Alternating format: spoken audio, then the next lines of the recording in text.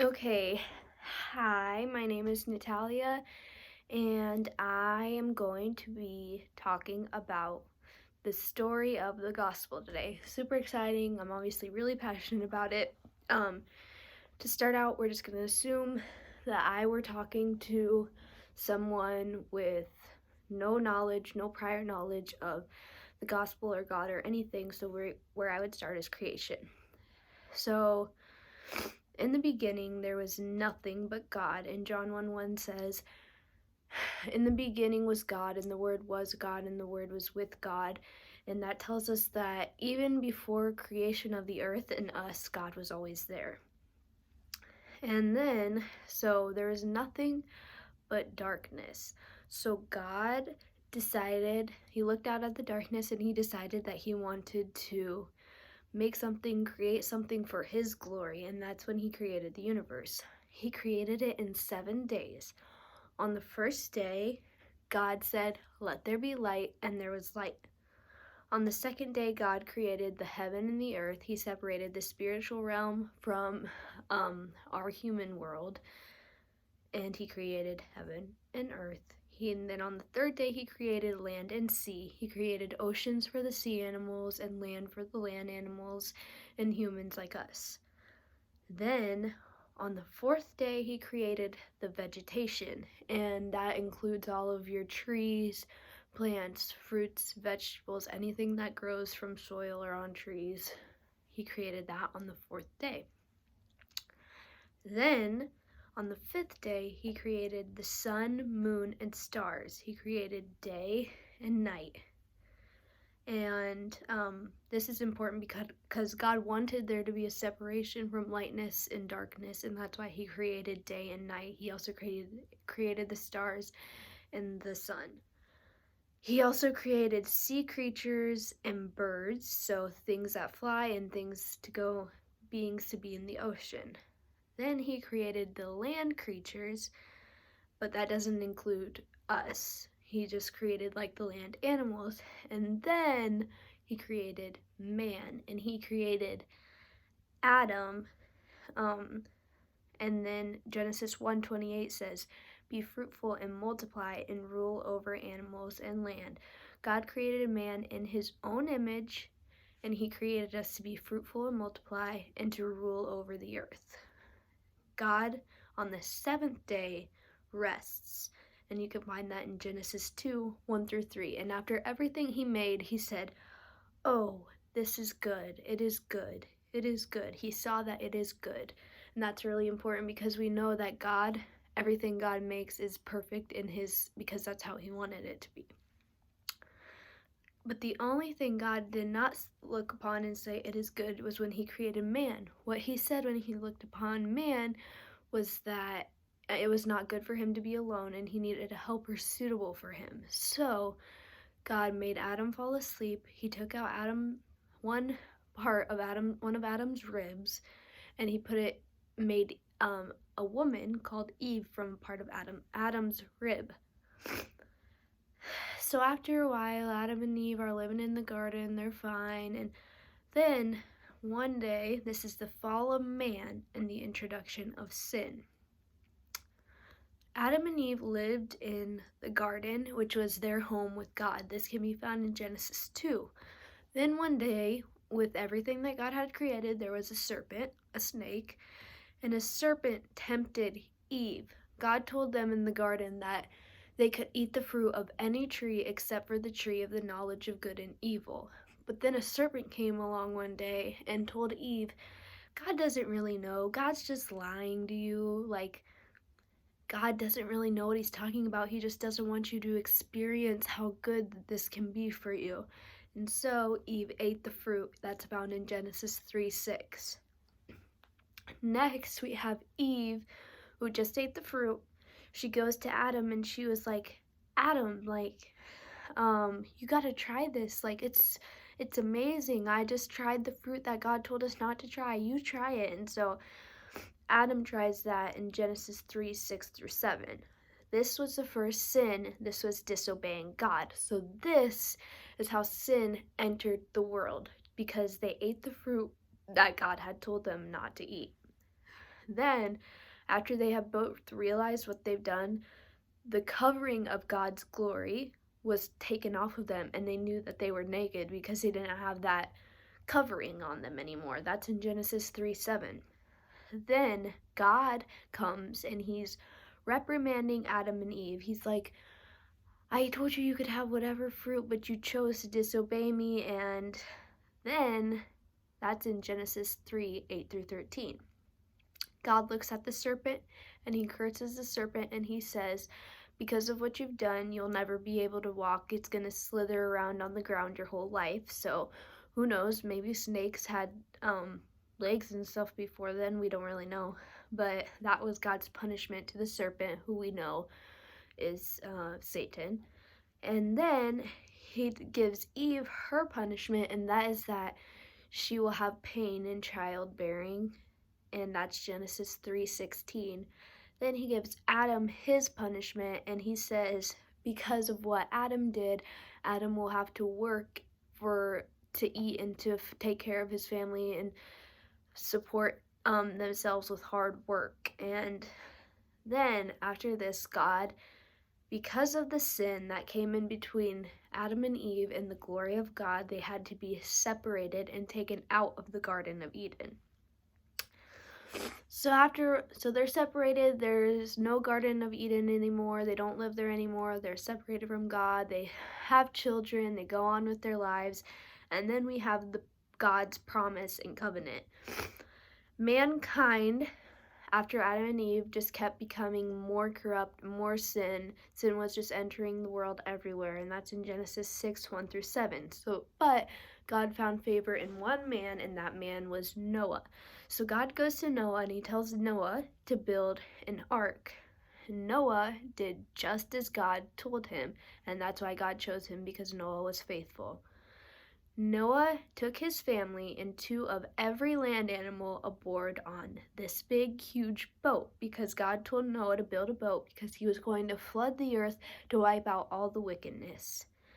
The flood continued for 40 days and 40 nights, and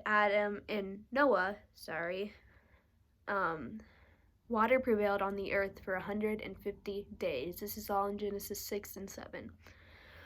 Finally, once the water had subsided, and also Noah tried to warn people that a big, huge flood was coming, but no one believed him, which is why all the wicked people who didn't trust in God got wiped out, and Noah and his family who were faithful got saved and spared on the ark.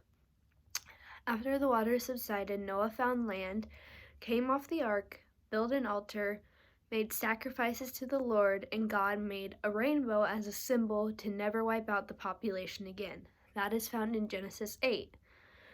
Noah and his family repopulate the earth, and then Noah finally passes in Genesis 9. He was like 300 or 400 something years old when he finally passed.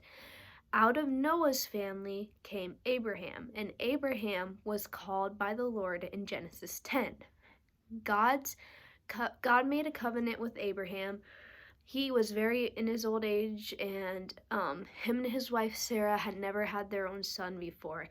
But God promised Abraham that they would have a son. And so God also promised Abraham from that one son that God was going to be faithful enough to give them, that the Messiah would come from them to save all the Israelites. Abraham and Sarah would have a son, the Messiah would come from their line, and Abraham's descendants would be as numerous as the stars in the sky and the grains of sand on the earth. So now the population had been wiped out. God started a new generation of faithful people. Abraham was born out of Noah's line, and now the Israelites are basically just waiting for God to come and save them from their sins, like he had promised to send a Messiah. And so all in the Old Testament we have prophecies of the Messiah who's going to come. And I'm going to give some examples of some of those prophecies that actually were fulfilled through Jesus Christ. The Messiah would be resurrected. Jesus was. That's found in Psalm 16, 8-11. The Messiah would bring a new covenant. That's found in Jeremiah 31:31. The Messiah would be forsaken and pierced, but vindicated. That happened. That's found in Psalms 22, 1 through 31. The Messiah would be rejected. That's found in Psalms 118, 22 through 24. The Messiah would perform miracles. That's found in Isaiah 61, 1 through 2, and Jesus performed a lot of miracles. The Messiah would be born a virgin, Isaiah 7:14. The Messiah, Jesus Christ, was born from the Virgin Mary. The Messiah would come according to a timetable, Daniel 9:24 through 27. Jesus would be a suffering servant, which he was, Isaiah 53:4 through 6 and 53:11. The Messiah would bear our sins and suffer in our place, and he did, Isaiah 53:4 through 6 and 11. The Messiah would remain dead, but see his seed prolong his days would not remain dead, but see his seed prolong his days and be exalted, Isaiah 53:10 through 11. The Messiah would be a prophet, Deuteronomy 18:15 through 19. The Messiah would be pierced, Zechariah 10:12. The Messiah would be preceded by Elijah the prophet, Malachi 4:5 through 6. The Messiah would come riding on a donkey, Zechariah 9:9. The Messiah would be called out of Egypt, Hosea 11:1. The Messiah would be called God's Son, Psalms 2:1 through 12. The Messiah would be betrayed for 30 pieces of silver, Zechariah 11:12 through 13. The Messiah would be the Son of Man, Daniel 7:13 through 14. The Messiah would be a willing sacrifice, Genesis 22:1 through 18. The Messiah would be the Passover lamb, Exodus 12:1 through 51. The Messiah would be the star coming out of Jacob, Numbers 24:17. The Messiah would be born in Bethlehem, Micah 5:2. The Messiah would be preceded by John the Baptist, Isaiah 35:5 through 6. The Messiah would be a descendant of David, 2 Samuel 7:12 through 16. The Messiah would be the wonderful counselor, mighty God, everlasting Father, and Prince of Peace, Isaiah 9:6 through 7. The Messiah would be the coming one whom the scepter belongs, Genesis 49:10. And there are literally so many more prophecies about Jesus. And the thing is, he fulfilled every single one of them. And if he didn't, then we would have no basis to our faith. But because these prophecies were written before people way before Jesus' time, we know that Jesus is our Messiah, and that is why we believe what we believe. That is crucial to our faith. So, after the Old Testament, there were 400 years between the Old and New Testament before the Messiah finally came. There were prophecies about him, but 400 years later, he finally came. And he came of a virgin birth. In Luke 1:26 through 38, an angel appears to Mary the virgin. Then, when Mary finds out she's going to be pregnant, she visits Elizabeth, who's having Jesus' cousin, John the Baptist, and tells her about this. Luke 1:39 through 45. This lets Zechariah's prophecy be fulfilled. Then Jesus was born in a manger in Bethlehem, and he grew as a human. He was God, but he grew as a human. And then we're going to talk about his incarnation. Just like I said, Jesus was fully God. Hebrews 1:2 through 3. Jesus was God, but he humbled himself so much that he came down as a baby, as a human, to save us. And Jesus' deity, he is fully man, but fully God. And here's some examples of how he was both of those. Jesus experienced emotion. You can look that up in John 11:35. Jesus was born of a human, Galatians 4:4. Jesus had human cravings. He said, "I thirst," John 19:28. Jesus was tempted in all ways like we are, Hebrews 4:15. Jesus is one with the Father, John 10:30. That's one that proves that he is God.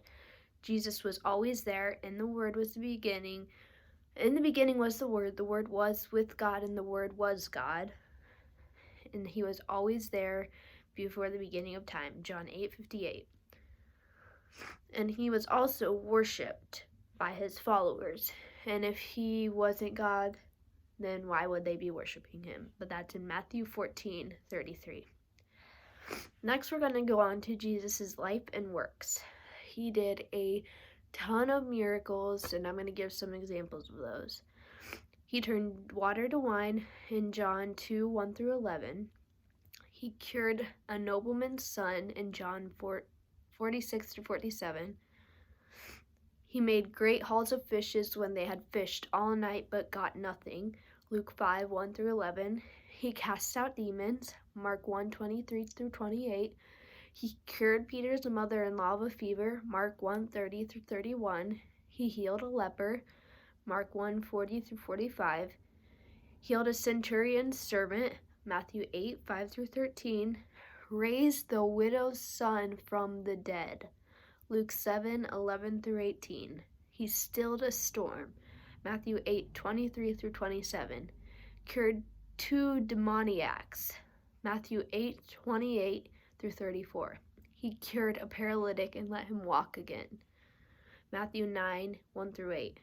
Raised the ruler's daughter from the dead. Matthew 9:18-26. Cured the woman with the issue of blood when all she did was touch the hem of his garment. Luke 8:43-48.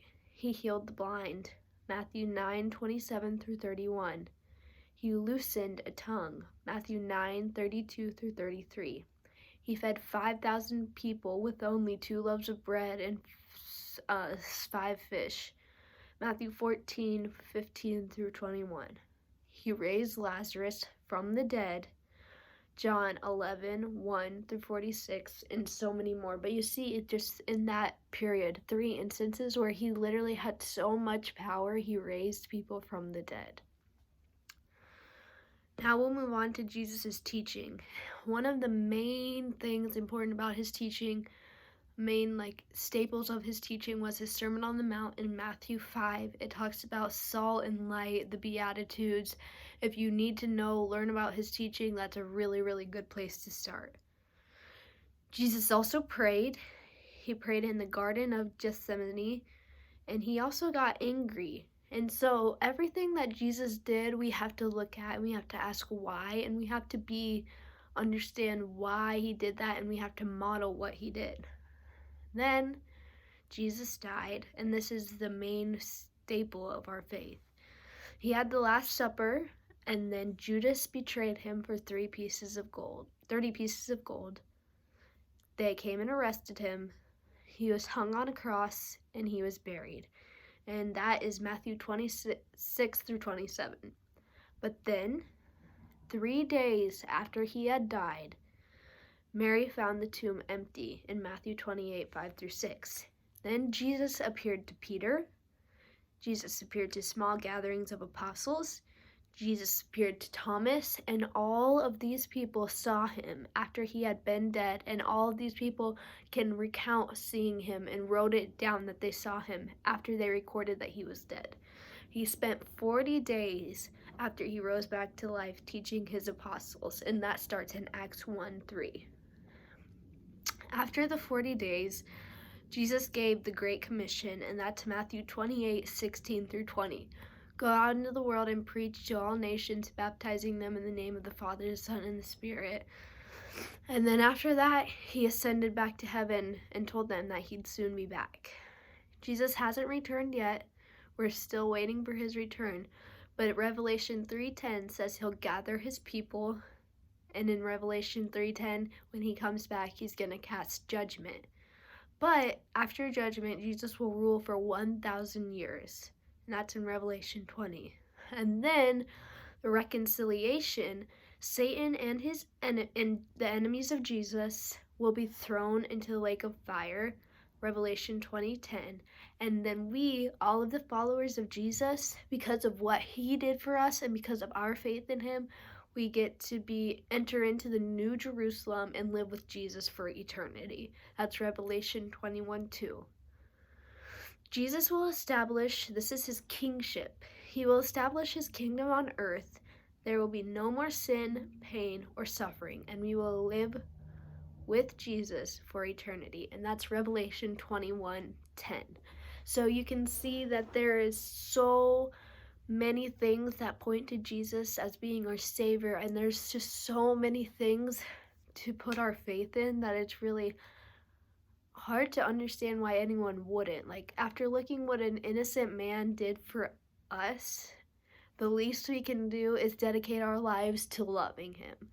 And so I just encourage anyone, if you feel like that touched you, and if you even feel like the slightest bit of your heart opened up to that, then you want to invite Jesus into your heart and just continue and start that journey with him.